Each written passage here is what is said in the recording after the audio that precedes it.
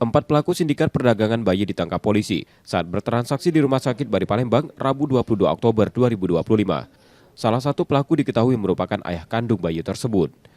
Pengungkapan kasus berawal dari laporan masyarakat. Setiap pelaku memiliki peran berbeda. Dua orang mencari pembeli, satu orang menelusuri calon penjual melalui media sosial sekaligus mengurus tempat dan biaya persalinan. Sementara sang ayah kandung berperan menjembatani komunikasi antar pelaku. Bayi berusia 5 hari itu rencananya dijual seharga 25 juta rupiah. Sebagian uang senilai 8 juta rupiah telah diberikan ke ibu kandung bayi dan kini disita sebagai barang bukti.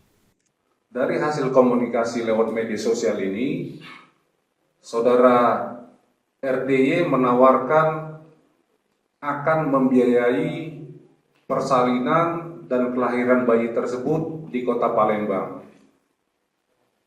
Dengan iming-iming setelah itu bayi tersebut akan dijual sebesar 25 juta dan akan diberikan kepada orang tua bayi sebesar 8 juta rupiah. Keempat tersangka kini ditahan di Polda Sumsel untuk proses hukum lebih lanjut. Sementara bayi dan ibunya dibawa ke Rumah Sakit Bayangkara Palembang untuk pemeriksaan kesehatan. Reski Oktora, Muklas Diferensial, Kompas TV, Palembang, Sumatera Selatan.